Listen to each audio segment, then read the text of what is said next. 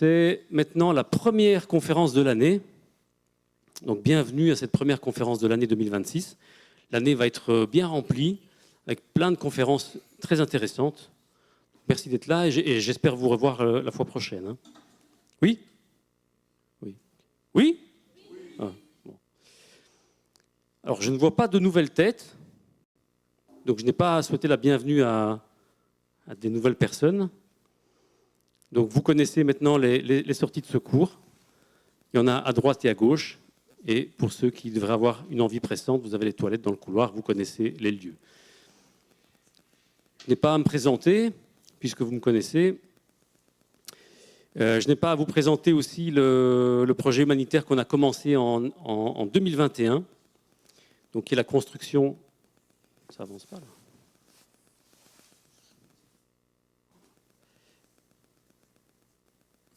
Voilà. Qui est la construction du centre médical de Calais. Alors, on a vraiment mis le turbo cette année-ci.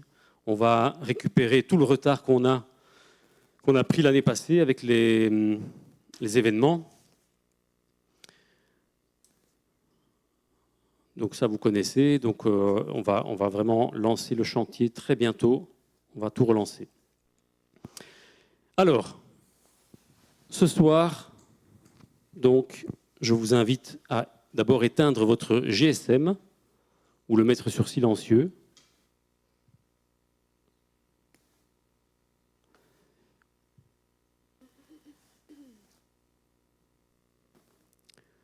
Gérald, tu peux lancer le son, s'il te plaît ?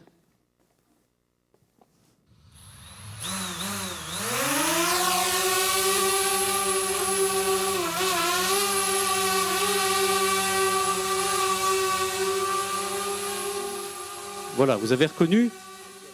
Non, ce n'est pas une moto Mitsubishi. Mesdames et messieurs, donc voilà, un drone. Tout le monde connaît ? Qui ne connaît pas ? Ok, super. D'où vient le mot drone ? Ça, vous ne connaissez pas, hein ? En fait, ça vient de l'anglais et ça signifie bourdonnement. Vous voyez un peu le rapprochement ? Voilà, donc à ce jour, les applications des drones sont très larges.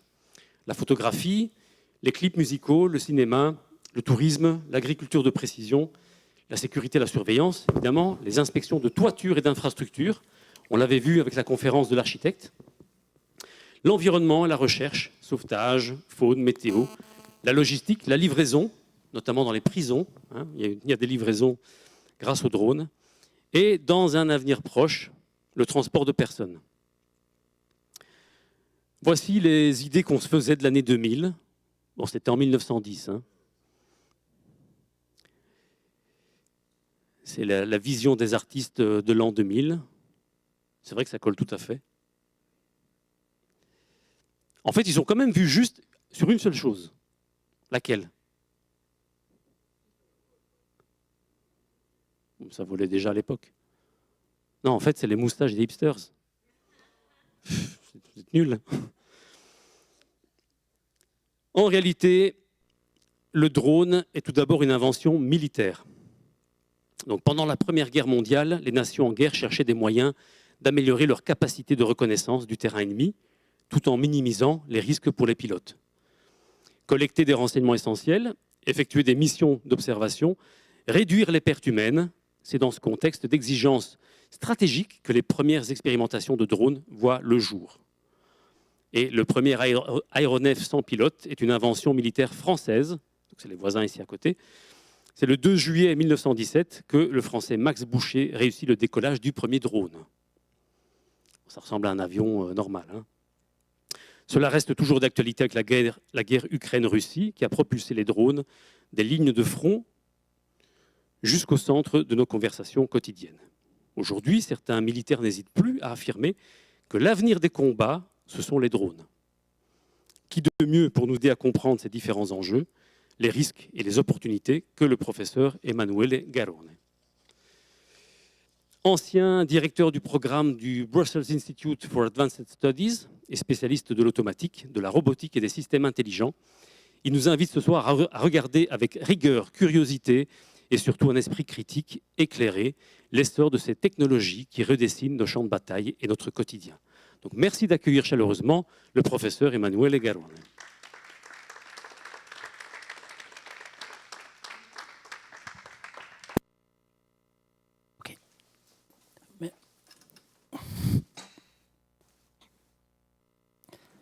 Merci. Alors, merci Christian pour l'invitation, merci à tous vous pour être ici. Honnêtement, je suis très content parce que c'est toujours très intéressant de partager un peu des choses que j'ai fait et aussi un peu des choses à lesquelles je pense avec un public. Et en plus, parce que ça m'a poussé un petit peu à revoir l'histoire de ce que je fais tous les jours, aussi avec une vision un peu plus critique. Alors, juste pour partir, quelques petites précisations. Comme première chose, tout ce que vous entendrez aujourd'hui, c'est mes opinions à moi. Je ne parle pas, par contre, de mon institution. C'est clairement moi que je prends la responsabilité, mais aussi que je ne parle pas par des autres.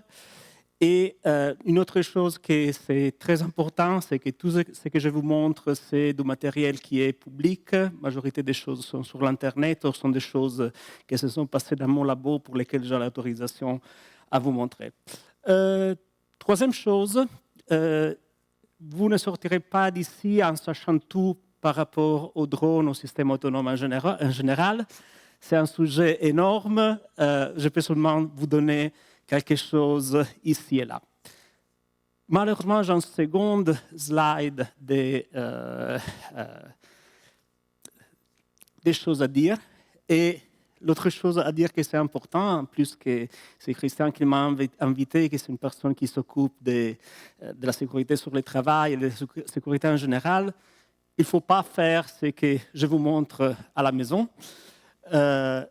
C'est possible d'acheter très facilement un drone, mais s'il vous plaît, ce n'est pas que demain, vous allez sur Amazon, vous achetez un drone et vous voulez comme ça. Les drones ne sont pas des jouets, même si parfois ils ressemblent à des jouets. Il y a plein de lois qu'il faut connaître avant de mettre un drone dans l'air. Il faut être enregistré comme opérateur, avoir une licence de pilote, il faut avoir une assurance et il faut être sûr qu'on a l'autorisation à voler. Et en Belgique, il y a plein d'endroits où on ne peut pas voler.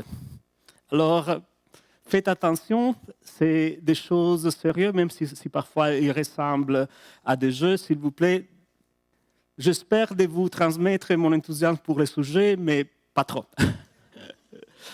OK, alors, ce qu'on va faire aujourd'hui, c'est comme première chose, mais je vais vous dire un petit peu c'est quoi mon travail par rapport aux drones.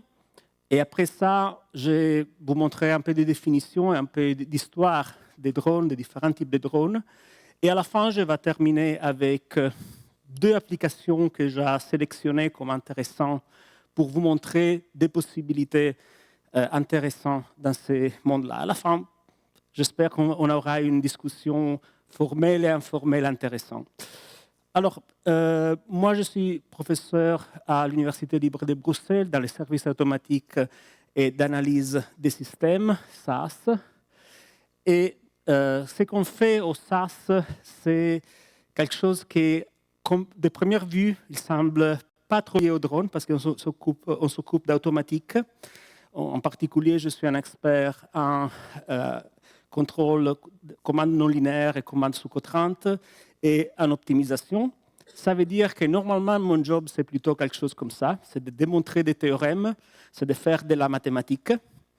Mais en réalité, c'est de la mathématique utile, c'est la mathématique qui est derrière comme forcer un système à se comporter comme nous, on veut.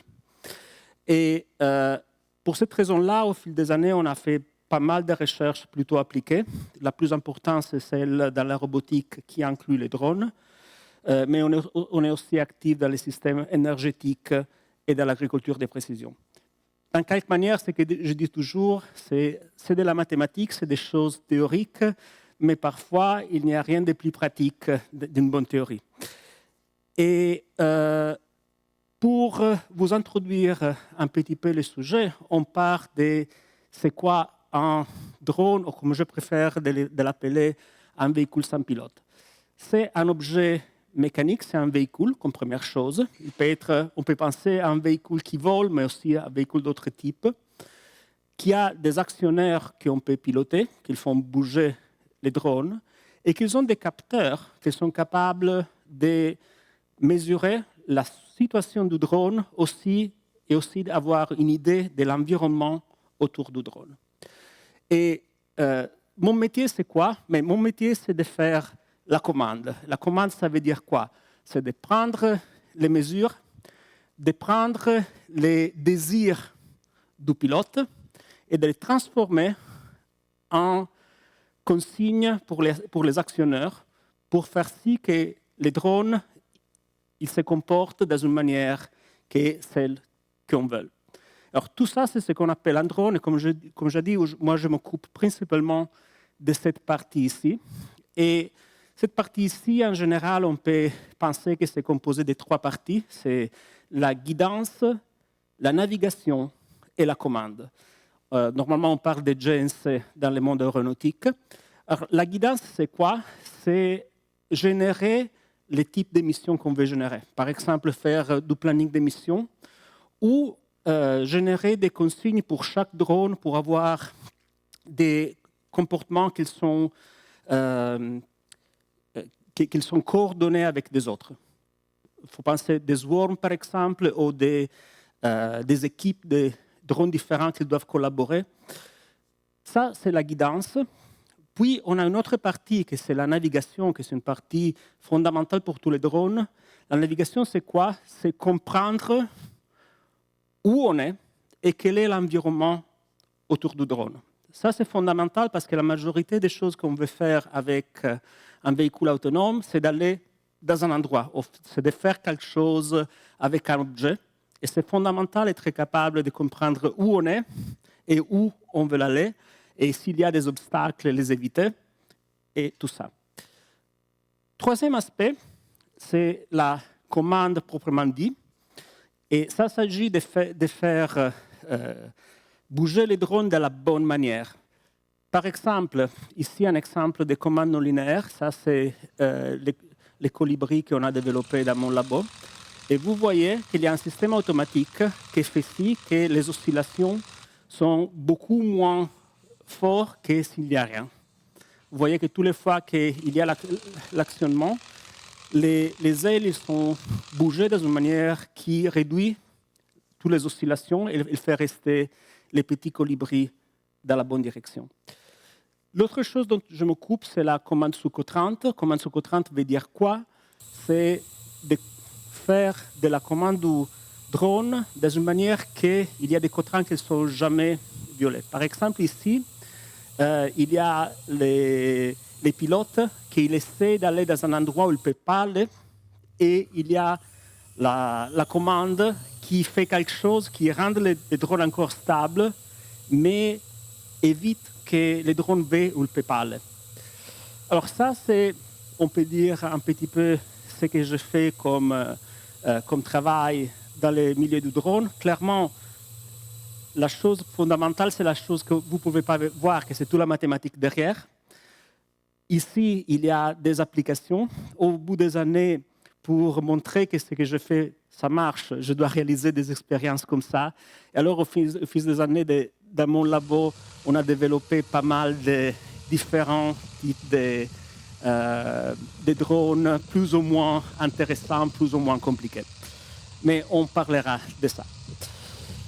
Alors, on a défini c'est quoi qu'on peut considérer un drone.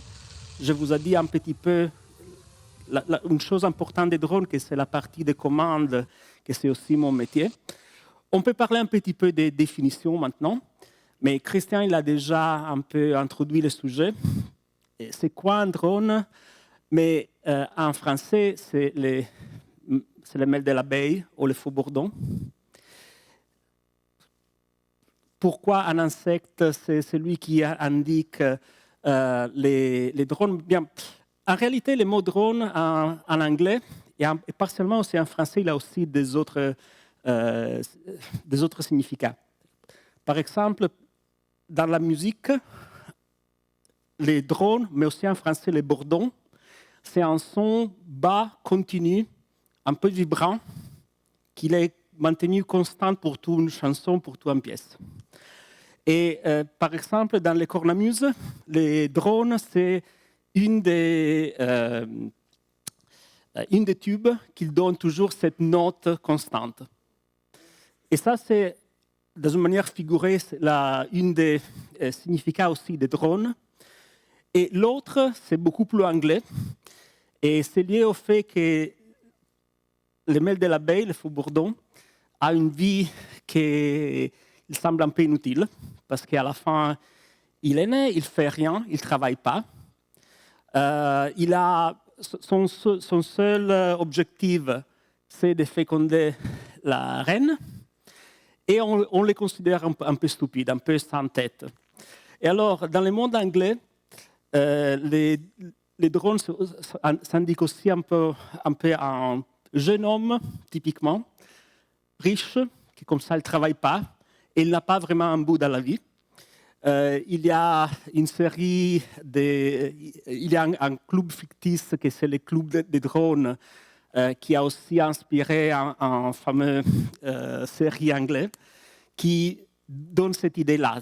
Il donne l'idée des gens un peu inutiles, de chaque manière, des gens un peu sans cerveau. Alors, on appelle un véhicule autonome un drone. Alors, la première chose, c'était le son. Et cette histoire du son, c'est quelque chose qui est interpellant. Vous avez entendu plusieurs fois ce son-là. Et ça, oui, ça rappelle le son d'un insecte. Et c'est une des choses distinctives. J'ai lu et j'ai entendu des interviews à des gens qui sont revenus de l'Ukraine, où ils ont combattu là-bas comme volontaires. Et une chose qu'ils disaient toujours, c'est que toutes les fois qu'ils entendent un son similaire à un son d'un drone, ils ont encore un choc. Parce que pour eux, c'était le son de la mort. C'est vraiment une chose distinctive d'un drone en général qui vole, c'est son continu. Et ça, alors, c'était la première raison pour laquelle les drones, ils ont ce nom-là. La seconde raison, c'est qu'ils sont sans pilote, sans intelligence à bord, comme ça, un peu sans cerveau, télécommandés par ailleurs. Et puis, il y a eu une troisième raison qui a vraiment conclu la chose, qu'une des premiers drones de grand succès, il s'appelait le Queen Bee, la reine des abeilles. Alors, voilà, toujours on parle d'abeilles. À la fin, le nom drone, c'est le nom qui est resté. Et déjà en 1946, on l'appelait comme ça, peut-être même avant. Ici, il y a une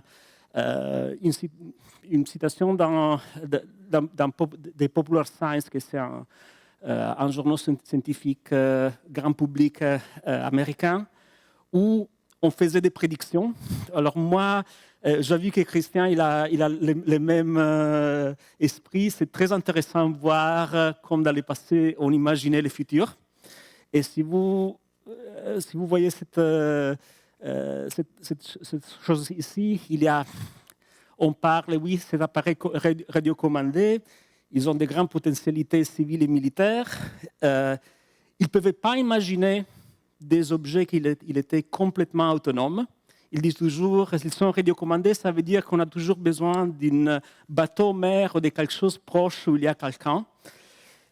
Et puis, il y a la dernière phrase qui ça montre aussi toujours un peu la nature humaine, parce que la première chose à penser alors, des drones à long rayon d'action, armés de bombes atomiques, pourraient être pilotés par des vaisseaux mers d'escorte jusqu'à leur cible et lancer l'attaque pour des coups parfaits. Voilà, ça montre aussi un peu l'origine et des choses qu'ils ne se sont pas avérées parce qu'ils ne pouvaient pas l'imaginer. Et une chose qui reste plus ou moins vraie, que c'est beaucoup d'intentions de faire du mal, malheureusement. Mais de toute façon, on revient à notre discussion. On a bien compris ce qu'est un drone. Je dois aussi dire que drone, c'est un mot plutôt pour la presse, plutôt que pour les spécialistes. Normalement, nous, on préfère parler des véhicules sans pilote, beaucoup plus propres. Il offre aussi moins de confusion, parce que parfois, il y a des gens qui considèrent les drones seulement des choses qui sont radiocommandées, pas qu'elles ont de l'intelligence à bord. Il y a des gens qui considèrent les drones seulement les choses qui volent, et d'autres qui les considèrent au sens large. Aujourd'hui, on parle au sens large, on parlerait plutôt des véhicules sans pilote. Et au moment où il y a pas mal de véhicules sans pilote, on parle normalement des UXV, Unmanned quelque chose vehicle. On a Unmanned Aerial Vehicles de différents types. Tout le monde a vu des quadrirotors ou des drones à aile fixe. Il y a aussi des hélicos, il y a aussi des dirigeables, il y a aussi des petits oiseaux automatisés, il y a aussi des petits insectes robotiques. On parle aussi des drones de surface, Unmanned Surface Vehicle, qui peuvent être de différents types. Des drones qui vont sous la surface, underwater, et des UGV, Unmanned Ground Vehicle, qui compris les véhicules autonomes qui tout le monde connaît, les tracteurs autonomes, tout ce qui est sur chenilles, aussi les champs robotiques et beaucoup d'autres choses. Alors, j'espère que déjà de ça, vous comprenez pourquoi je peux parler seulement des petites parties du sujet. Mais ça, c'est une classification que normalement on utilise. Il faut aussi dire qu'il y a aussi des objets qui sont entre différents domaines et que, comme toutes les classifications, ça compte jusqu'à un certain point. Alors ça, c'est une manière pour classifier les véhicules sans pilote. L'autre classification possible, c'est par rapport au niveau d'autonomie. Ça, c'est une échelle classique qui est utilisée, par exemple, pour les automobiles automatisés, où on part de pas d'automatisation du tout à la guide complètement autonome. Il y a toutes des échelles. Alors, ce sont des classifications on peut toujours discuter sur ça. Pour chaque type de véhicule, on pourrait les discuter. Dans quelque manière, il faut penser qu'on peut passer de quelque chose qui est complètement radiocommandé à quelque chose qui est complètement autonome, qui prend même des décisions, je ne fais pas ça ou je fais ça. Et il y a toute une gamme, et avec le temps, on va vers des capacités d'avoir plus d'autonomie. Mais parfois, c'est mieux d'en avoir moins. C'est vraiment, au moment, c'est plus un choix qu'une contrainte technique. Alors, on peut parler un petit peu d'histoire. Et si on parle un petit peu d'histoire, alors une chose qui m'a frappé, c'était de voir 1935, ou comme Christian montrait 1917, on pense au drone comme quelque chose de récent, et c'est difficile de penser plus de 100 ans. En réalité, on peut aller même avant ça. Alors, je pense que la première chose qu'on pourrait appeler un drone, c'est un brevet de Nikola Tesla, et qui s'appelait les téléautomatons. Histoire intéressante, c'est quoi? C'est un petit bateau qu'il pouvait contrôler avec les ondes radio. Il a été une des premières applications des ondes radio. Il avait démontré dans plusieurs événements publics. Les gars, il faisait aussi pas mal de blagues parce qu'au tout début, il n'avait pas expliqué qu'il était radiocommandé. Il avait fait croire aux gens que les bateaux ils répondaient aux émotions des gens. Et comme ça, il les invitait, et vous devez crier, et il jouait avec sa radiocommande. Mais en effet, ça, c'est vraiment la première, que j'ai trouvé, c'est la première instance de quelque chose qui s'est radiocommandé. Il y a quelque chose encore un peu précédent, 1865, que c'est un torpedo fait par Ley pendant la guerre civile américaine, qui a été réalisé et utilisé en bataille. C'est un torpedo qui est filoguidé. On ne le considère pas toujours c'est une des premiers drones, mais en réalité, le succès, c'était vraiment minimal, parce qu'en plus, il avait choisi les pires des moyens, que c'est l'eau. C'est très difficile d'avoir un véhicule dans l'eau, parce qu'on a très peu de retours. Oui, il est gouverné, mais c'était un peu à l'aveugle. Une chose qui m'a aussi frappé du téléautomaton de Tesla, c'est voir ce que Tesla lui-même avait écrit par rapport à cet objet. Et je pense que c'est vraiment, vraiment intéressant parce qu'il pensait un objet comme ça, un drone radioguidé, mais ça rendra impossible la construction des navires de bataille trop grands. Ça va changer les cours de guerre et ça va contraindre les nations à s'entendre pour maintenir la paix. Alors, il y a une partie qui c'est clairement un peu prophétique.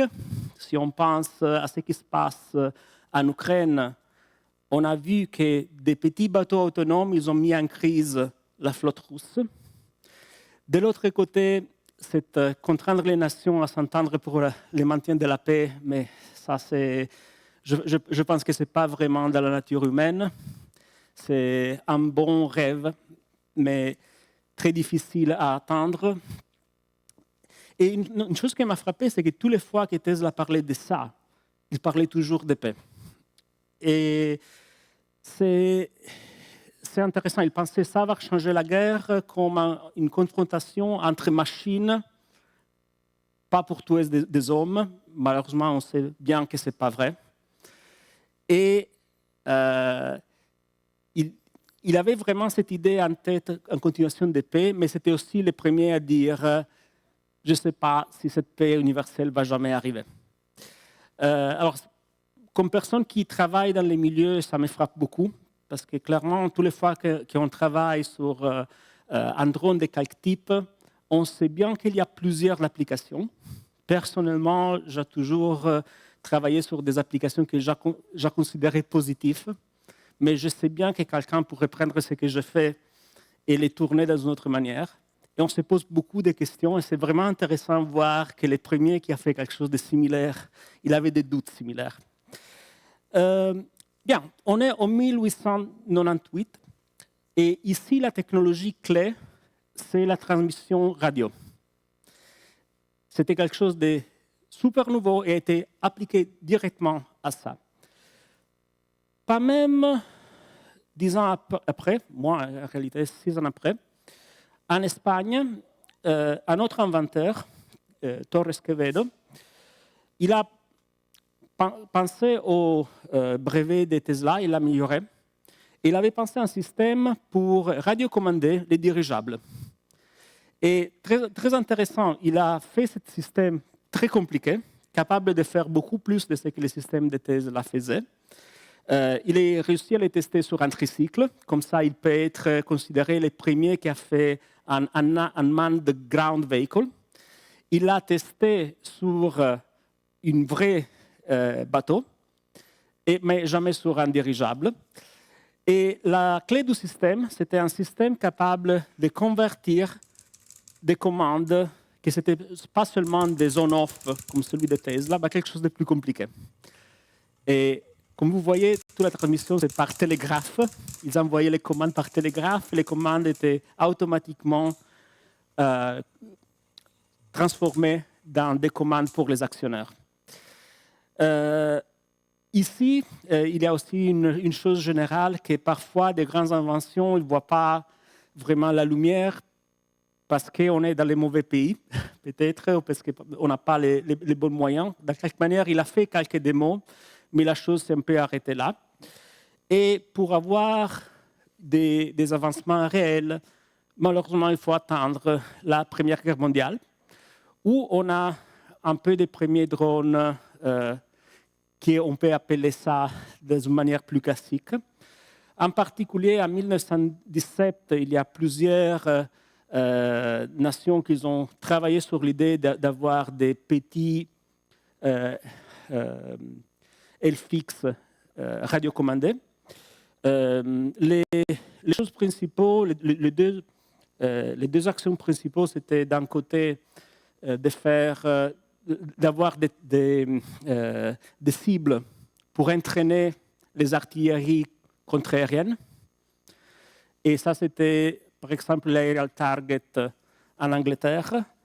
Aux États-Unis, ils ont aussi immédiatement pensé à en faire une bombe volante. Et ça, c'était déjà des choses qui, à ma connaissance, le premier, il n'a pas vu du combat, l'autre a été testé, mais il montrait déjà une voie. Et très intéressant, 1918, on a aussi le premier bateau autonome qui a été utilisé vraiment. Ce bateau existe encore. Et ça montre déjà comme, voilà, si on pense, c'était pas trop d'années qu'on était capable de voler. C'était pas trop d'années qu'on a été capable de transmettre des choses avec des radios. Après très peu, on a déjà toutes les bases de ce qu'on connaît par rapport aux drones. Entre la Première et la Seconde Guerre mondiale, on a eu des autres avancements. Premier avancement, on a eu les premières choses avec la télé. Et alors, la télé est arrivée. Et une des premières choses qu'on fait avec la télé, c'est de mettre une caméra sur un drone pour être capable de le piloter à distance. Ça, c'est Carl Mantiani, qui était un des pionniers de la télévision. Il a travaillé en Angleterre et en Italie. Et déjà, en 1929, il avait un brevet sur ce sujet. Puis la chose a été implémentée réellement après la Seconde Guerre mondiale. Et, comme je disais, 1935, c'est cette Queen Bee dont les mots drone. Ce n'est pas une première, mais c'est une des premiers véhicules qui a été construit dans des grandes séries. À ma connaissance, il y a plus ou moins 400 Queen Bee qui ont été construits. Et il y avait un produit similaire américain dont on construit 15 000 unités. Seconde Guerre mondiale, mais bien, on n'est plus dans les protos. Seconde Guerre mondiale, ce type d'objet devient quelque chose déjà avec une production industrielle. On estime que pendant la Seconde Guerre mondiale, ils ont utilisé plus ou moins 45 000 drones aériens, plus ou moins 1200 drones de surface marins et plus ou moins 9000 drones terrestres. Les drones terrestres les plus fameux, c'est allemands, c'est les Goliath Tracked Mine. Si vous allez au musée de la guerre à Bruxelles, ils ont quelqu'un de ça en exposition. C'est un petit char radioguidé avec une charge explosive. Il est commandé jusqu'au point et il explosait. En Ukraine, aujourd'hui, ils utilisent encore quelque chose de très, très similaire. Seconde, mais ça, c'est une des armes plus connues de la Seconde Guerre mondiale, c'est les V1.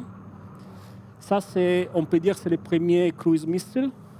C'est un objet volant autonome avec un pulse jet, avec une charge explosive.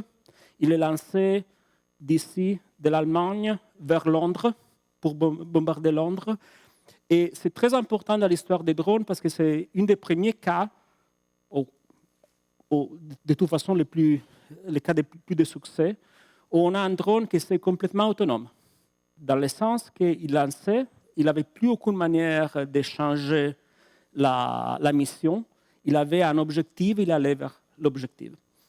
Et ça a été une arme qui, en plus, a eu beaucoup de succès, malheureusement. Ils ont produit 30 000 unités et plus ou moins 10 000, ils ont réussi à atteindre l'objectif. Le troisième, c'est les Linz Explosive Boats. C'est une autre arme allemande. C'est eux qui ont investi de plus dans le sujet. C'était un petit barge qui, jusqu'au dernier 200-300 mètres, il y avait un homme à bord.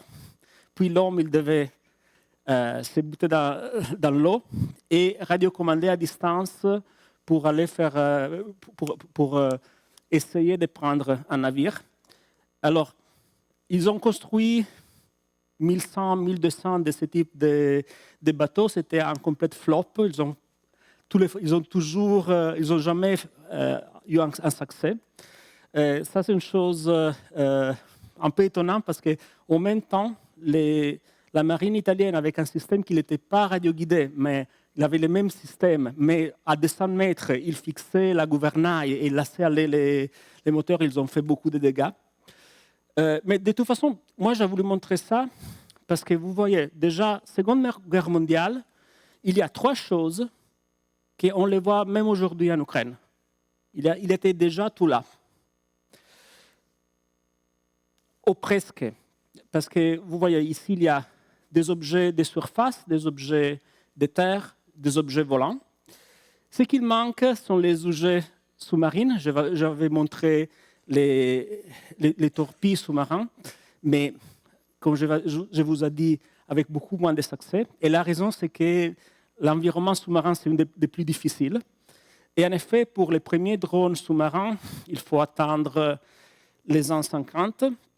Alors, et heureusement, finalement, quelque chose qui n'est pas militaire.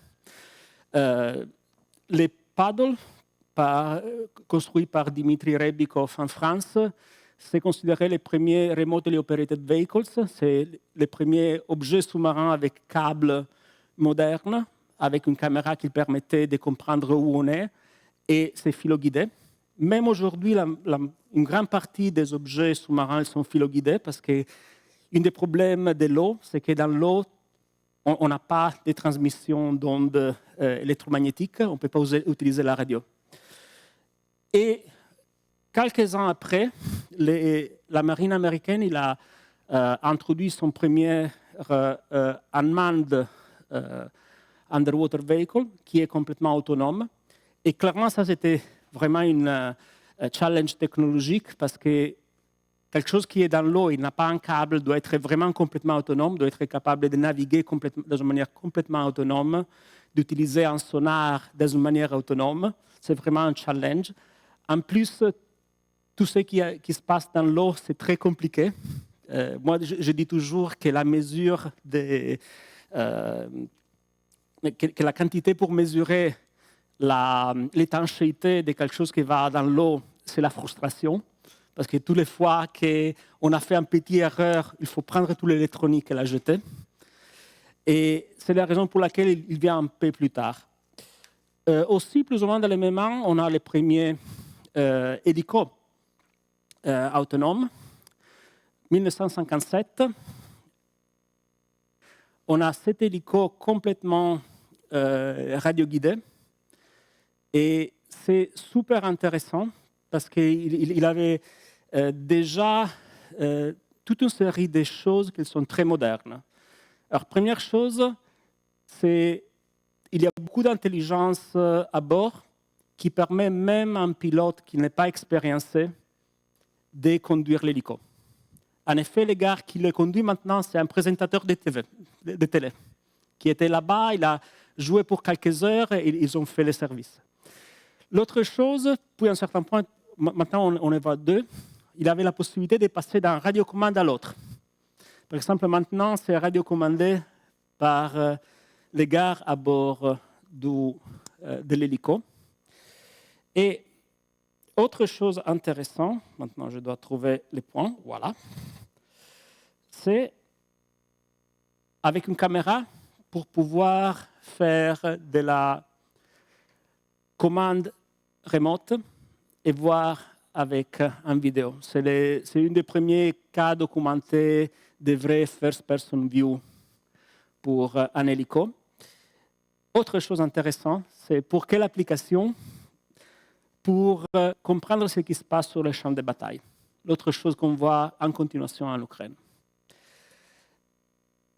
En réalité, puis cette drone-là a été achetée dans plusieurs unités par la marine américaine qui l'avait transformée pour quelque chose pour la lutte au sous-marin.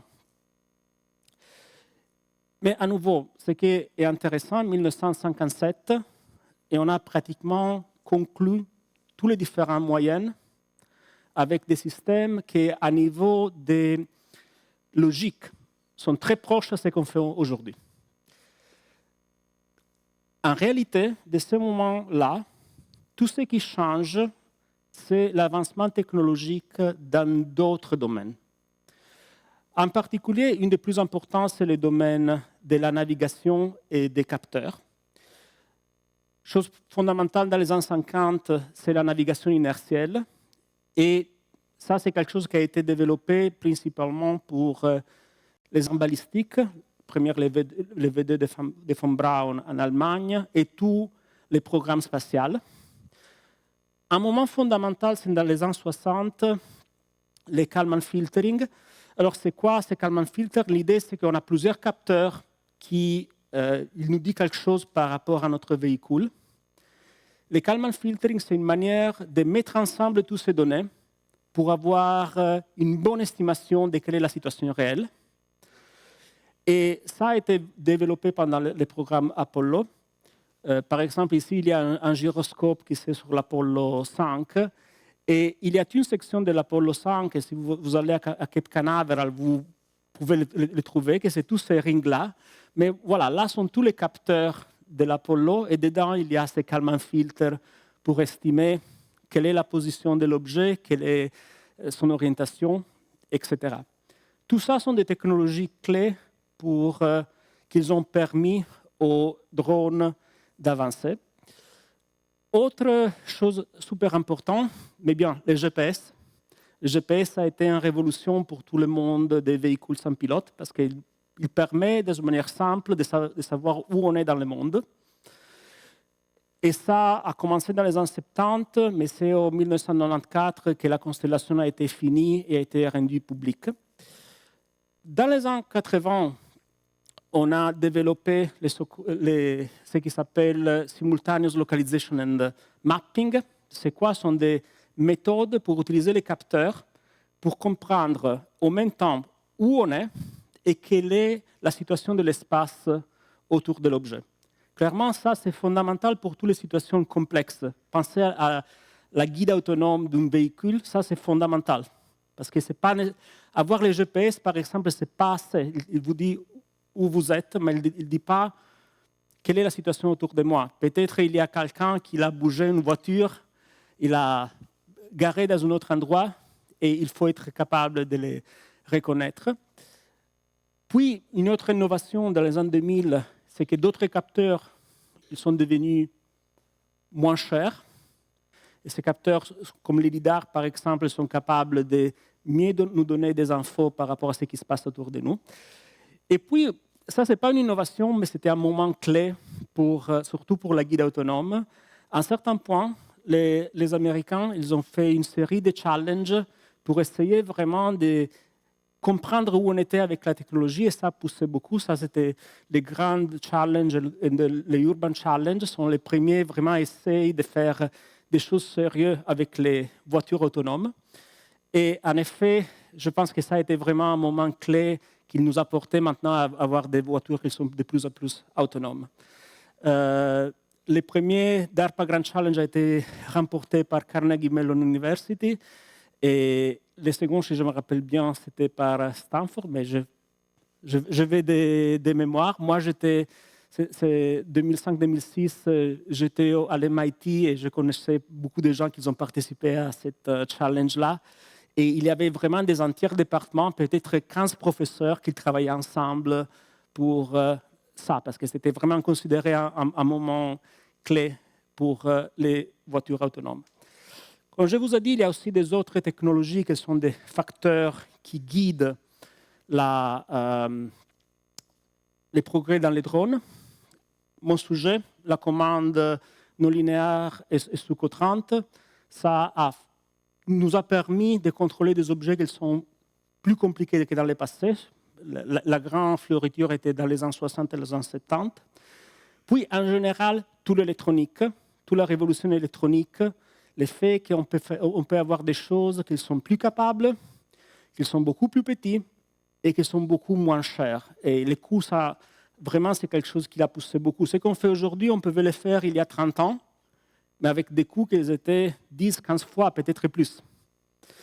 Et juste pour vous donner une idée, alors ça, c'est notre petit colibri. Et vous voyez ici Avionics. C'est 1,6 grammes. C'est cette carte ici. Alors, cette carte-là, il a dedans tous les capteurs du drone, la commande, tous les amplificateurs pour les différents moteurs et la communication. pensez ça avec les gyroscopes de l'Apollo, ou pensez au système de communication que je vous ai fait voir avec les télégraphes. Ce qui a vraiment changé, c'est ça. Ce sont des autres technologies qui sont devenues moins lourdes, moins chères et plus capables.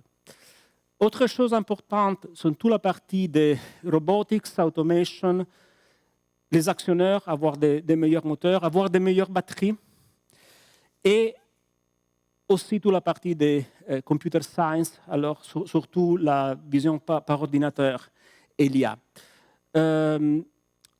Juste pour... on peut dire que vraiment ça, toutes les fois qu'il y a quelques innovations, on voit qu'on procède aussi avec les drones. En effet, je vous avais dit que déjà, dans les ans 50, on avait tous les panoramas des drones que plus ou moins on utilise aujourd'hui, mais bien jamais menti. Et en effet, il y a une chose qui manque, parce que les drones à lesquels vous êtes habitués sont surtout des multiroteurs, des quadriroteurs, des DJI, des choses comme ça. Et en effet, ça vient beaucoup plus tard. Et les premiers quadriroteurs que je suis réussi à identifier, c'est de la fin des années 80. Et c'était un jouet, parce que jouet, c'est une chose sérieuse. C'était un jouet japonais où on a ici les 4 hélices, les 4 moteurs. Et pourquoi ça arrive si tard?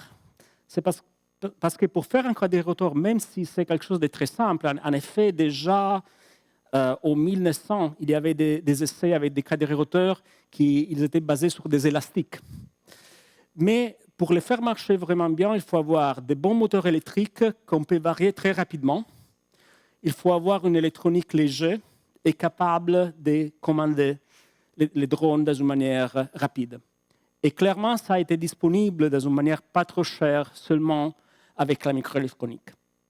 Mais avec ça, vraiment, on peut dire que dans ces moments-là, c'est toujours une question d'amélioration plutôt que d'arriver avec des choses qui sont complètement nouvelles. Alors, aujourd'hui, on a toute une variété de drones. Je pourrais parler pour des heures sur chacun des différents drones ici. Je ne veux pas le faire. Il ne faut pas s'inquiéter trop. Mais je peux vous dire quelles sont des directions généraux. Alors, une direction générale, ça, c'est très connu au grand public, c'est le fait qu'on arrive à des niveaux d'autonomie chaque fois plus avancés. Il y a toujours moins besoin d'avoir l'homme dans la boucle, sur la boucle, qui garde la boucle, pas même dans les vicinités. En extrême, c'est dans l'aéronautique, il y a une blague qu'on fait toujours, que dans le futur, un avion va être composé avec une équipe d'un pilote et d'un chien, où le chien est entraîné à mordre les pilotes toutes les fois que les pilotes essaient de toucher les commandes. L'autre chose dont on fait beaucoup de recherches, c'est de penser pas seulement au système, aux véhicules sans pilote comme des unités, mais comme des parties d'un système qui font des choses ensemble. Alors, teaming, swarming, logique des SEM, ça sont des choses où on travaille beaucoup et on va beaucoup vers ça. Je vous montrerai quelque chose de très intéressant à la fin de ma présentation. Améliorer les performances. Ici, moi, j'ai mis une chose, que c'est un peu, comme dire, c'est un peu un jeu. Maintenant, il y a beaucoup de gens qui essaient d'avoir les drones les plus véloces, les plus rapides au monde. Toutes les 2 semaines, il y a quelqu'un qui va un peu plus fort. Ce n'est pas vraiment ça qui est intéressant en général, c'est plutôt de diminuer les tailles, être capable de faire plus avec moins, augmenter surtout, par exemple, l'autonomie de vol, le nombre de minutes de vol qu'il y en a, et ainsi de suite. Et l'autre chose que je trouve très intéressante, c'est vraiment une des vrais drivers de la recherche, c'est de trouver des besoins réels importants et de construire des drones, construire des unités sans pilote expressément pour ça. Par exemple, ici, j'ai mis un robot qui a été conçus par des gens que je connais à l'Université de Manchester. Et ça sont des robots pensés pour l'exploration dans des centrales nucléaires. Ils rentrent à travers un petit tuyau pour éviter des contaminations, pour les minimiser. Et puis, ils sont capables d'aller alentour de l'environnement pour explorer, pour voir que c'est tout en ordre, parfois pour faire des opérations. Et il y a plein de problèmes pour faire ça, parce qu'il faut qu'ils soient adaptés à des situations avec des autres radiations, etc., etc., etc. Parfois, elles sont à perdre, parce qu'on ne veut pas les reprendre et reprendre quelque chose de radioactif, par exemple. Mais en général, l'idée, il y a un besoin spécifique, on va vers ça. Voilà. En général, la chose intéressante des systèmes autonomes, c'est qu'ils peuvent améliorer des procès qui existent et ils peuvent aussi nous permettre de faire des opérations qui avant étaient impossibles. Et en général, on espère qu'ils vont rendre notre vie un peu plus facile. J'aimerais bien avoir un drone qui me porte les cafés. De l'autre côté, il y a clairement aussi des risques. Alors, le premier risque, c'est la sécurité en termes de sécurité sur le travail, sécurité de notre société en général. Par exemple, une des choses qu'on parle toujours avec les drones, je suis parti en vous disant, s'il vous plaît, demain, il ne faut pas aller acheter un drone et le faire voler ici. C'est parce que voilà, il y a des règlements qui sont très durs, parce que c'est possible de faire des dégâts énormes si on fait les choses mal faites.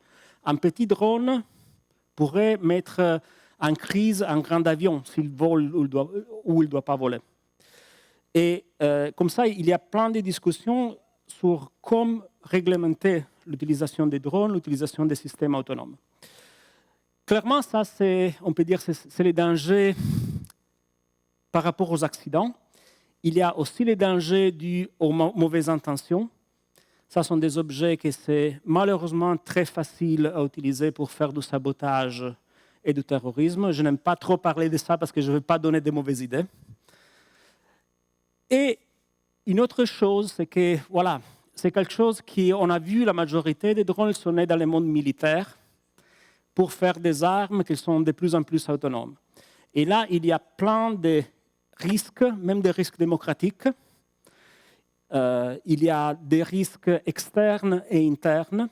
Et il y a plein de problèmes de type éthique dont c'est très difficile de donner, ou à lesquels c'est très difficile de donner une réponse. Nous, il y a 2 ans, on avait fait une conférence qui s'appelait « Guerre, épée et robotique » où on a parlé pour des jours du sujet. Et c'était dur, parce que c'était vraiment un sujet compliqué, où on s'est rendu compte, par exemple, qu'un des risques des armes autonomes, ce n'est pas quand 2 nations les utilisent vers l'extérieur. Mais par exemple, on peut penser dans le futur d'avoir des gens qui ont l'accès aux moyens technologiques et qui sont capables d'utiliser cette arme à l'intérieur. Parce que dans la majorité des États, l'armée, ce n'est pas là pour l'extérieur, c'est pour contrôler la population. Et alors, maintenant, il faut un minimum avoir un certain nombre de gens qui vous suivent pour faire ça.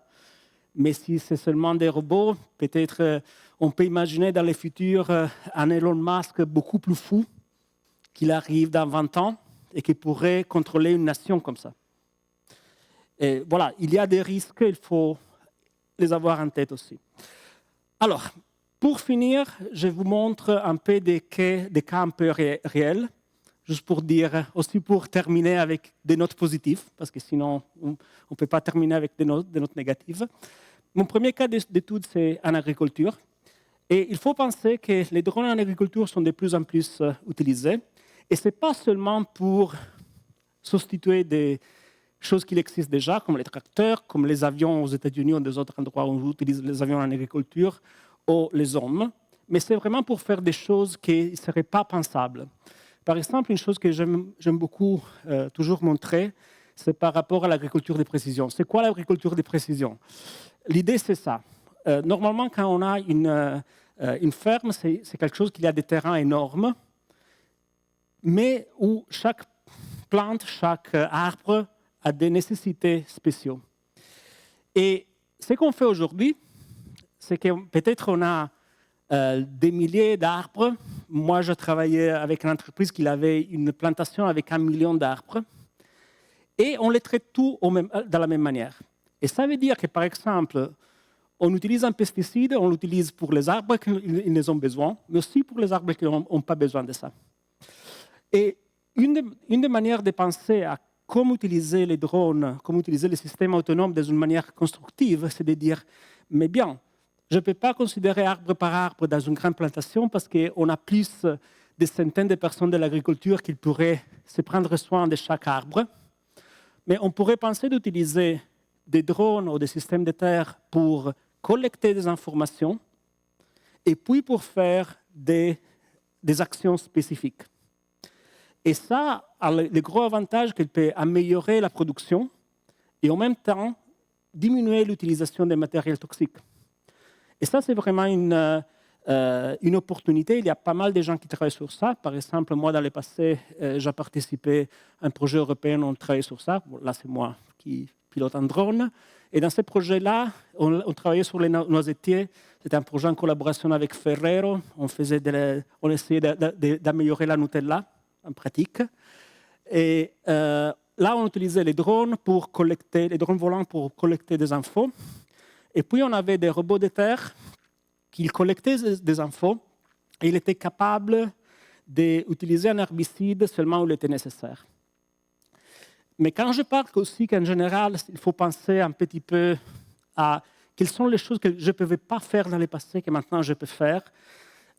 Hier, j'ai demandé à un ami qui a une entreprise en Italie, c'est Hermatica 3D, c'est une petite entreprise spécialisée dans l'agriculture de précision avec les drones. Et par exemple, ils ont développé des drones qui font de la distribution d'insectes utiles, surtout pour les champs de maïs, où il serait impensable de rentrer avec une machine parce qu'on va faire des dégâts dans les champs. Mais avec un drone, on peut distribuer ces capsules avec un insecte utile dedans. Ou, par exemple, ça c'est une chose que je trouve fascinante, ils font de la pollination artificielle des noix, des arbres de noix. Et c'est quelque chose de très précis, il faut la faire de haut, et ça permet d'augmenter beaucoup la production. Moi, je suis aussi dans un autre projet, on essaie de faire la même chose avec des autres principes actifs, ça on travaille avec des biologues, et il y a beaucoup de choses comme ça, toujours penser à ce que je peux faire de nouveau que je ne pouvais pas faire avant. Et voilà, juste pour mentionner, tous les ans, on a à Bruxelles une conférence où on parle toujours de ça. La prochaine séance, c'est dans quelques semaines. Alors ça, c'était mon premier cas d'étude. J'arrive au second, je vais être court et puis je vais terminer. Je sais que j'ai un peu forêt. Et je vais vous parler de l'utilisation des drones dans les chasses aux mines dans le secteur naval. Et je vais parler de ça parce qu'on est en Belgique, on a quelque chose dont on doit être fier comme Belge. La Belgique, c'est un des pays les plus importants pour le déminage naval. C'est une chose très, très bonne, je pense. Peut-être que vous avez entendu en décembre qu'il y a un nouveau navire de la marine belge, que c'est l'Ostende, qui a été consigné. Et en effet, l'Ostende et ses successeurs sont une vision complètement futuriste de la chasse aux mines, parce qu'en réalité, ce navire, c'est un porte-drone, et les drones sont utilisés pour faire la chasse aux mines. Et ça veut dire qu'il n'y a pas de gens qui rentrent dans les zones minées. On en voit plus, on voit beaucoup moins des plongeurs, des mineurs qui doivent arriver à la mine, mettre de l'explosif à 60 mètres de profondeur et espérer que tout va bien. Mais on fait tout ça avec des drones. Ici, c'est une vidéo que j'ai prise du site de la société qui fait ça. On peut voir que quand je parle de porte-drones, c'est beaucoup de drones différents qui collaborent. Alors, les navires, ils se ferment au dehors de la zone minée. Des drones sous-marins, ils sont placés sur un drone de surface qui est lancé. Les drones de surface entrent dans la zone minée après être lancés. Et ils commencent à chercher pour des mines avec différents outils. j'ai fait une bêtise. Et puis les drones, ils arrivent dans la position où ils sont lancés. Et à un certain point, avec différents capteurs, parce que même les drones de surface, il a un sonar. Et à un certain point, il trouverait des mines, il détecte des mines, et ça c'est la première phase. Quand il détecte des mines, il communique avec les gens dans les bateaux qui disent « Oh, oui, ça c'est une mine », ou peut-être c'est une mine. Alors ce qu'on fait, c'est d'envoyer un autre véhicule de surface pour investiguer où il y a les problèmes. Et à la fin, et ça c'est pour identifier, pour comprendre avec des caméras quel type de mine il est. Peut-être que ce n'est pas une mine, peut-être que c'est une machine à laver qui a été jetée. Ça se passe aussi. Et puis, dernière chose, ils envoient des drones filoguidés qui détruisent la mine. Et tout ça avec, sans risque pour les personnes, d'une manière plus rapide et d'une manière qui peut sembler compliquée, mais que ça marche. La chose intéressante, c'est qu'ici, vous voyez ici des graphiques, mais je ne vous parle pas du futur de la science-fiction. C'est la marine belge et les gens en train de mettre ça en pratique. Et avec ça, j'avais une dernière slide qui, pour quelque raison, ça... Voilà, j'avais fait. Une dernière slide, c'est de vous faire voir ça, que c'est un des résultats de mon groupe de recherche, parce qu'on a la chance de travailler au chasse aux mines aussi. Et ça, par exemple, c'est un autre objet qu'on a développé. C'est un drone qui peut voler et puis aller dans l'eau, prendre des mesures, se stabiliser à une certaine hauteur, et puis redécoller, revenir sur le navire. Et ça, c'est une chose qu'on a développée dans notre labo au sujet des chasses de mines. Et je voulais vous le montrer parce que, voilà, clairement, je suis fier, mais c'est aussi une manière de voir comme des choses un peu alternatives. Voilà. Avec ça, j'ai conclu ici ma présentation. J'espère que ce n'était pas trop longue. Et je vous remercie vraiment pour votre attention. Et si vous avez des questions, je suis ici.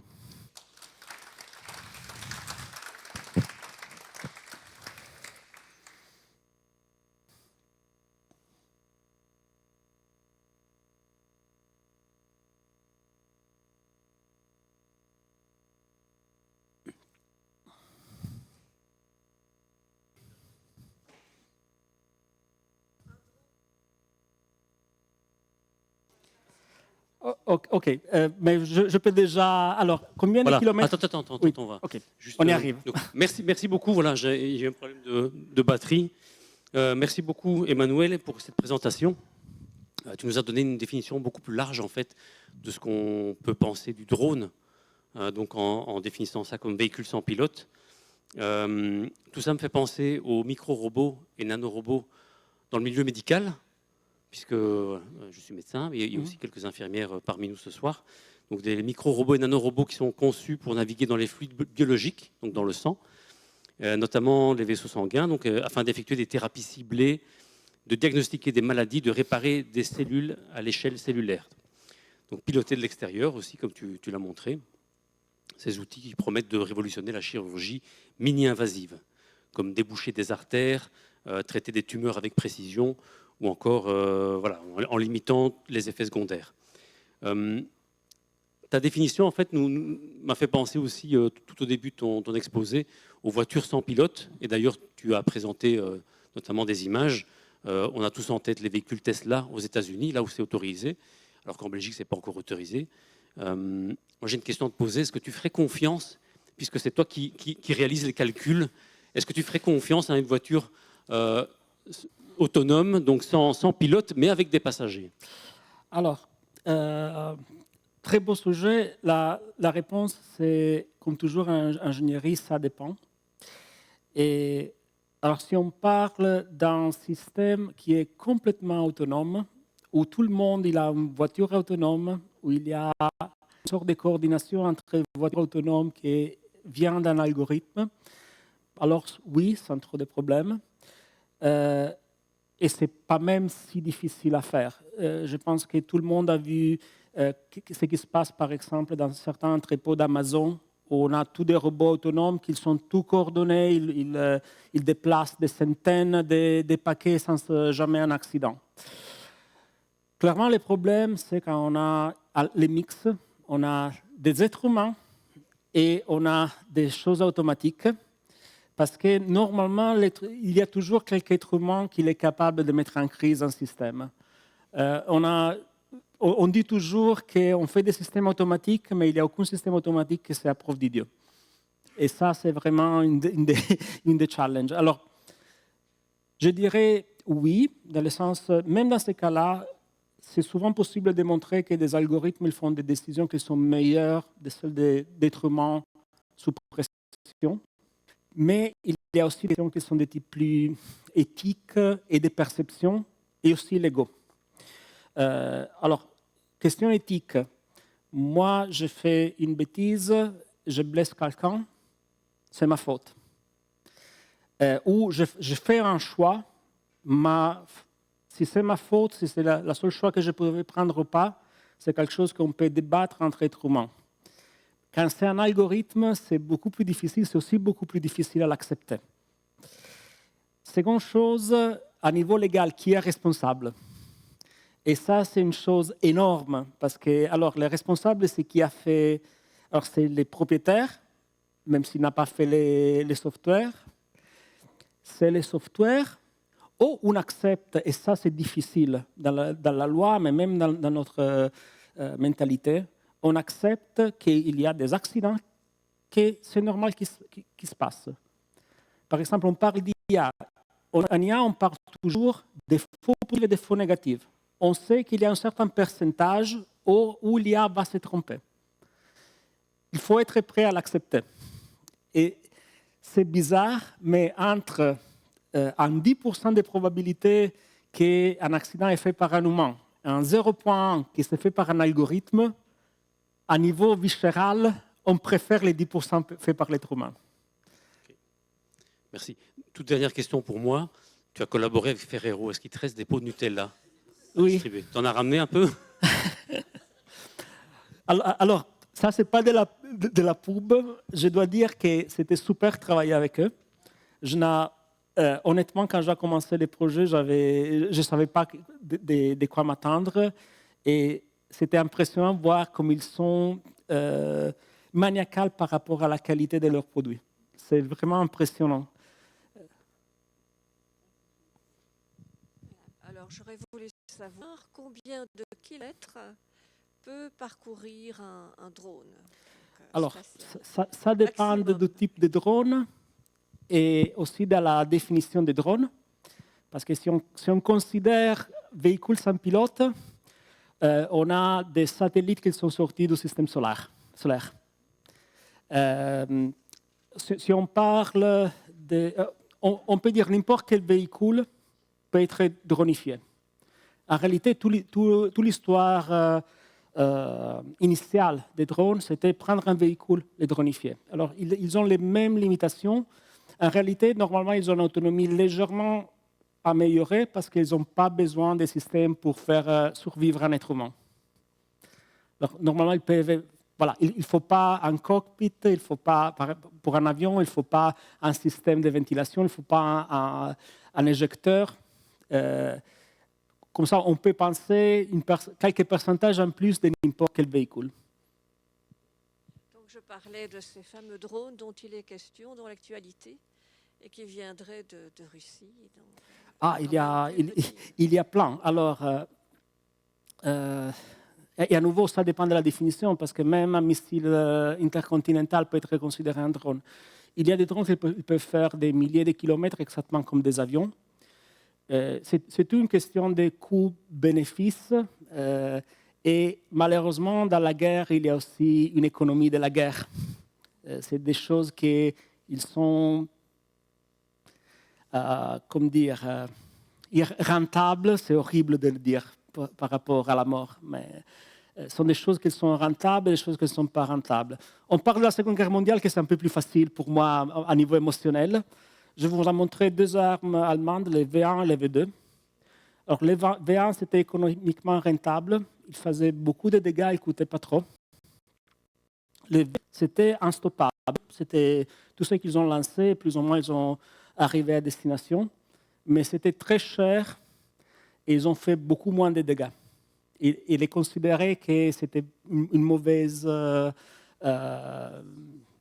entreprise pour les Allemands de l'utiliser. Et ça, voilà, c'est un peu ça. On peut faire tout, mais heureusement, pas tout, c'est convenient.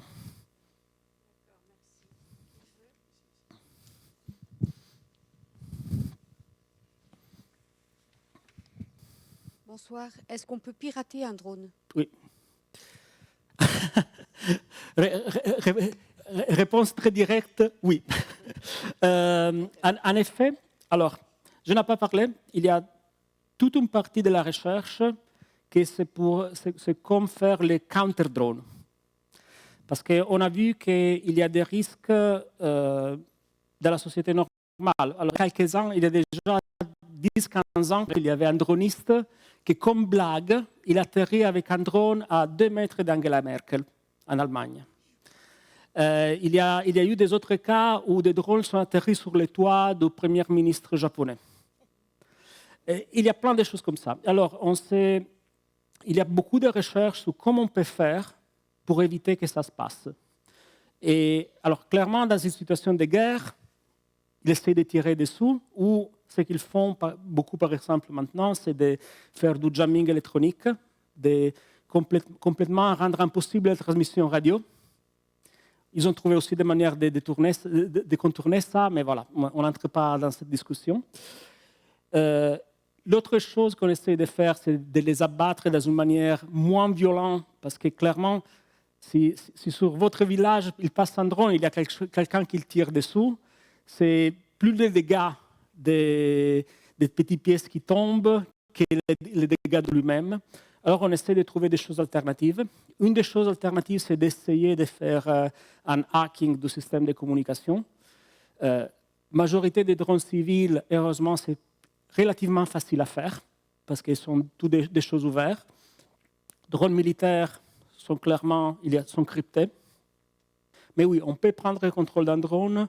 Et toute la partie des counter-drones, c'est vraiment un gros sujet au moment. Il y a beaucoup d'investissements pour essayer de fermer. Voilà, on a eu les nouvelles de pas mal de drones qui ont survolé des choses en Belgique qu'ils ne devraient pas. Et de l'autre côté, clairement, c'est toujours la lutte entre l'arme et les boucliers. C'est toujours ça. Ça va aller jusqu'où, toutes ces histoires de drones? Je n'ai pas compris. Ça va les pensées, ça va aller jusqu'où? Ça va se porter jusque vos études, vos recherches?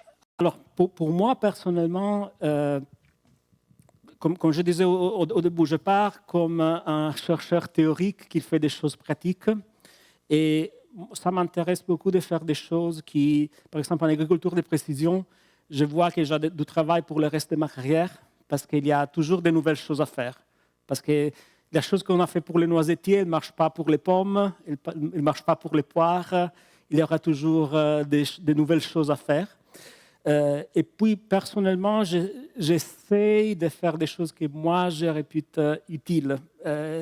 J'ai toujours, par exemple, évité de travailler sur des armes ou des choses similaires, parce qu'honnêtement, je ne me sens pas bien du tout seulement à y penser. Et voilà, comme je disais pendant ma présentation, même voir qu'un des pionniers, il avait déjà des pensées, mais ça peut être utilisé pour faire vraiment du mal. Comment on justifie ça? C'est quelque chose qu'on a toujours à cœur, qu'on a toujours en tête. Quel est le pays où les drones sont le plus fonctionnels? Recherchés. Alors, oui, c'est difficile à dire. Alors, la production, au moment, les deux pays qui ont une production énorme des drones, c'est l'Ukraine et la Russie. Clairement, la Chine, il a une grosse production de drones de différents types. L'Iran, il avait une production importante, si on parle de certains types de drones militaires, pas nécessairement avancés, si on parle des nombres. Quand on parle des objets avancés, on peut dire le monde occidental, les États-Unis, l'Europe, ils ont pas mal de choses avancées. La Chine, ils ont pas mal de choses avancées. Le Japon, sur certains sujets. La Corée du Sud, parce que même eux, on ne parle pas trop, mais ils sont de toute façon en guerre. Ils ont de toute façon en tête la guerre, ils ont des productions énormes.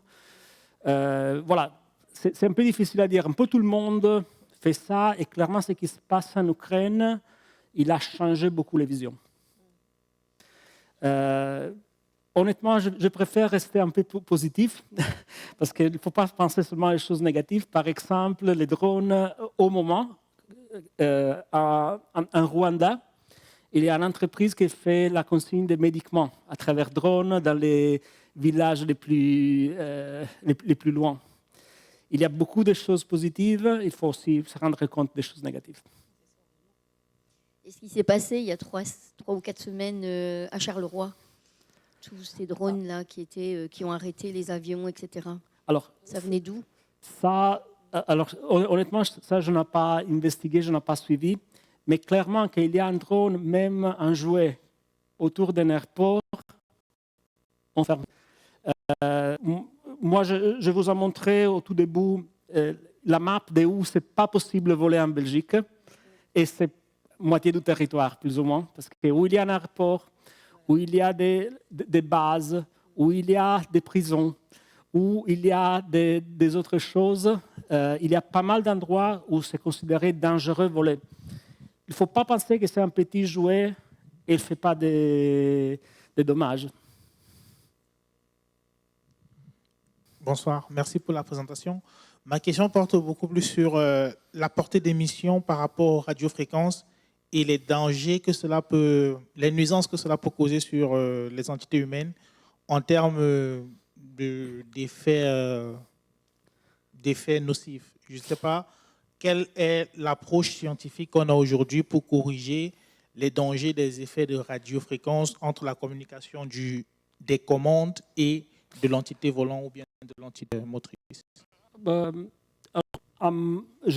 ne sais pas s'il y a des études particulières. Je pense qu'on n'est pas trop loin de tout le reste. Dans le sens, la télé fait beaucoup plus mal. Il y a beaucoup plus de puissance qui est véhiculée par ça. Normalement, une radiocommande un drone classique, après 2-3 kilomètres, souvent tu n'as plus de champs. On peut dire par rapport à tous les restes qui nous entourent, j'ai des doutes que ça soit vraiment quelque chose de relevant.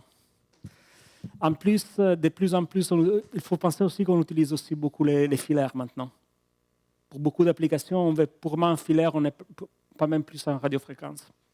Donc, concernant ces études, en fait, il y a énormément d'études sur les rayonnements électromagnétiques et les effets sur les humains. Alors maintenant, moi, je ne connais pas par rapport spécifiquement à l'utilisation des drones. Maintenant, la plupart des études actuellement ne montrent pas d'effets particuliers sur la santé humaine. Ça, actuellement, on en est là. Bonsoir. Vous avez parlé tout à l'heure de mines sous l'eau.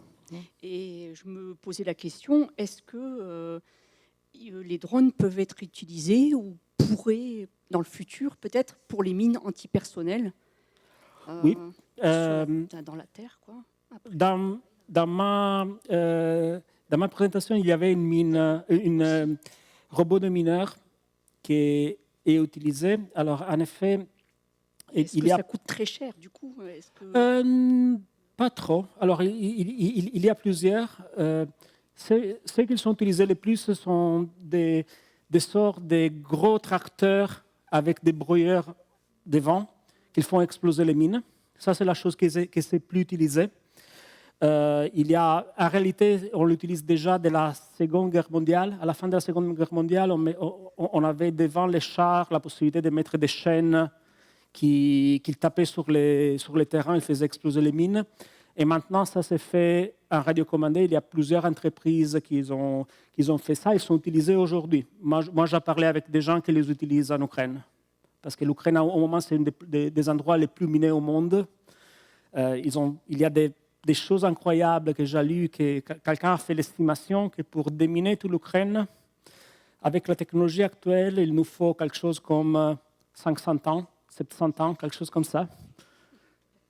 Et il y a plein de recherches sur l'utilisation des robots de différents types pour le déminage. Alors ça, ce type de choses où on bat avec des chaînes, ou on bat avec des broyeurs dans les terrains, c'est une des plus utilisées. Il y a aussi quelque chose de similaire à ce qu'on fait en mer, que c'est la chasse. Ça veut dire on essaie de la mine et on essaie puis de faire un déminage local. Il faut aussi dire que dans certains endroits, ça c'est plus avancé. Dans d'autres endroits, on préfère utiliser encore des êtres humains parce que ça coûte moins cher et c'est horrible. C'est vraiment horrible, mais c'est une des réalités. Mais il y a plein de recherches. Moi, je vous ai montré par exemple un robot qui s'est utilisé par les artificiers de moitié Europe. Ils sont des robots avec un bras qui arrivent où il y a un suspect de bombes plutôt que des mines. Et ils regardent par exemple dans la poubelle ou ils regardent dans des endroits pour voir s'il y a quelque chose de suspect avant d'envoyer des hommes. Ça sont utilisés tous les jours, même ici en Belgique. En particulier ici en Belgique, les démineurs ils font un travail exceptionnel parce qu'on a encore une quantité de matériel explosif de la Première et de la Seconde Guerre mondiale qui c'est fou. Et j'avais une deuxième question. Vous avez parlé de Tesla. Est-ce que c'est la même famille ou c'est le même Tesla que celui dont on parle aujourd'hui? Non. C'était, ils ont pris son nom. Ah, ok, d'accord. Donc pour les robots déminage, c'est utilisé dans les aéroports notamment. Donc si jamais vous avez la malencontreuse idée de laisser un bagage et que vous l'abandonnez dans un aéroport, ils vont envoyer ce genre de robot pour faire une reconnaissance, prendre une radio, voir ce qu'il y a à l'intérieur. J'espère que vous ne laisserez pas votre nom et votre prénom sur le bagage parce que sinon ça va vous coûter très cher. Petite remarque par rapport à tout à l'heure, là, les rayonnements, donc les ondes radio sont des rayonnements non ionisants et on distingue bien avec les rayonnements ionisants. Donc tout ce qui est radioactif, c'est des rayonnements ionisants. Les rayonnements non ionisants, c'est par exemple les ultraviolets, les infrarouges, la lumière, les ondes radio, les micro-ondes, etc., etc. Ça dépend de l'utilisation, ça dépend de la dose, ça dépend de toute une série de choses. Est-ce qu'il y a encore des questions? Il y en a plein là au premier rang. C'est les plus forts, hein. C'est les intelligents qui se mettent au premier rang. D'abord, merci beaucoup pour cet exposé formidable. Ma question, c'est d'abord observer que le monde est plus dangereux aujourd'hui avec les drones qu'il était hier. Et les drones qui transportent des médicaments au Rwanda, c'est le même qui peut aussi transporter des bombes. Alors je me pose la question, est-ce qu'il y a une législation concernant quand même la commercialisation de drones? Parce qu'il me semble que tout le monde peut s'acheter un drone. Pardon? Et en faire ce qu'il veut. Je pense qu'il faut qu'il y ait une législation parce que c'est très dangereux, ça reste quand même dangereux. Alors, c'est compliqué. Alors, c'est vrai, il y a plein d'organisations terroristes et même d'armées qui prennent des jouets et les transforment dans des armes. Moi, j'ai vu des petites voitures radiocommandées qu'on peut acheter au supermarché transformées dans une arme. Ça, c'est oui, il y a un danger énorme. Et non, il n'y a pas de législation par rapport à ça, ou c'est très limité. Il y a une législation internationale par rapport à l'utilisation des armes autonomes. Ça, oui.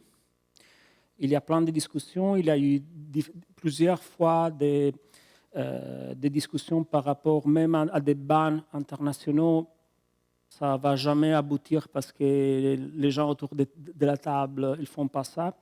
En Union européenne, il y a au moins pour les producteurs d'armes, pour les armées, et pour tout l'appareil militaire, il y a des lois sur les armes autonomes qui disent qu'il faut qu'il y ait la loi dit un contrôle de l'intention qui est encore humaine. L'arme ne peut pas être complètement autonome, l'homme doit être encore capable de dire non. Mais aussi, il faut dire que toutes ces législations, ça marche en temps de paix. On sait bien que toutes les législations internationales, on a vu dans les derniers mois, ça vaut quand il est confortable, mais c'est toujours des choses qui a le pouvoir parfois. Il n'a pas trop de problèmes de casser les règles. Une chose qui m'a frappé, c'est que dans les derniers 6 mois, il y a par exemple plein de pays européens qui sont sortis du traité contre les mines antipersonnelles. Ce sont surtout des pays même avancés qu'ils ont des bords avec la Russie et ils ont décidé de sortir de ce type de traité qui laisse aussi penser que, voilà, malheureusement, dans les derniers 20-30 ans, les institutions internationales sont devenues beaucoup plus faibles. Et je pense que ça, c'est plus le danger que la technologie. Parce que la technologie de faire du mal, après la bombe atomique, les gars, on ne peut pas faire beaucoup plus que ça. Mais les problèmes de l'intention, les problèmes de dire on ne vit pas dans un monde de règles, je pense que ça, c'est les vrais problèmes.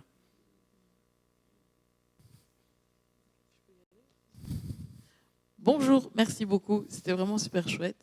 J'ai envie de retourner à l'école pour bonsoir, oui, pour faire la polytech ou je sais pas la robotique. Vraiment, merci beaucoup pour cet exposé.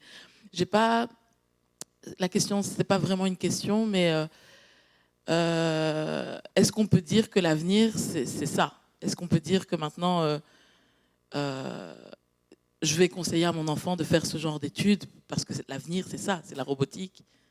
Alors, il n'y a pas assez d'ingénieurs en Belgique. Il n'y a pas assez d'ingénieurs en Belgique. On doit importer en Belgique beaucoup d'ingénieurs tous les ans. Et je ne connais aucun de mes étudiants qui a jamais eu un problème à trouver un travail pour plus de 6 mois. Comme ça, je peux dire oui, c'est ingénieur en général, tous les types d'ingénieurs en réalité, c'est un bon choix de métier. On va vers ça, je dirais, on y est déjà sur plusieurs choses. Jusqu'à où on va arriver, ça, voilà. On a vu pas mal de prophéties, de fausses prophéties faites dans le passé. Je ne vais pas en faire une.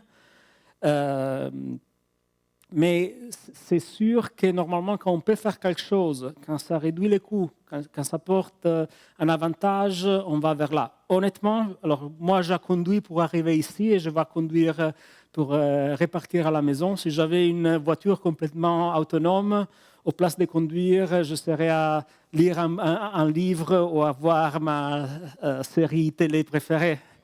Je pense que ça, il faut penser, voilà. Si ça réduit notre travail, normalement, on va vers ça.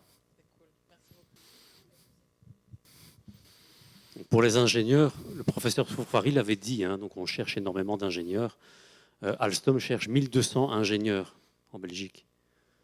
Donc c'est énorme, il y a un marché là-dedans. Donc il faut faire des études d'ingénieur pour les jeunes. Il ne faut pas faire médecine, ça ne gagne plus assez bien.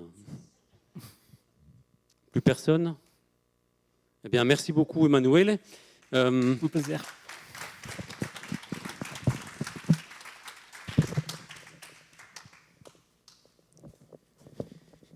Tu peux retourner, oui. Je vous annonce donc la prochaine conférence aura lieu le samedi 28 février et ce sera avec Jonathan Spédale qui est en fait un enquêteur spécialiste dans la fraude. En fait, il est engagé par des banques, par des sociétés pour analyser les mécanismes, par exemple, d'envoi des colis, comment les fraudeurs fonctionnent. Il va analyser, il va enquêter, il va lui-même essayer de frauder les sociétés pour lesquelles il est engagé, et pour vraiment analyser, décrypter en fait les mécanismes, et après donner des recommandations pour améliorer les différents systèmes, les différentes organisations. Voilà, donc ne ratez pas, parce que c'est vraiment un expert, donc il vient de Paris. C'est quelqu'un qui est passé dans différentes émissions, à la radio, à la télévision aussi, dans l'émission de Guillaume Play, Légende. Donc venez, ce sera très intéressant, vous allez apprendre énormément de choses. Voilà, merci beaucoup. Je vous rappelle, si vous avez envie de donner quelque chose, il y a l'urne là-bas au fond pour soutenir notre projet humanitaire. Merci beaucoup et bonne soirée.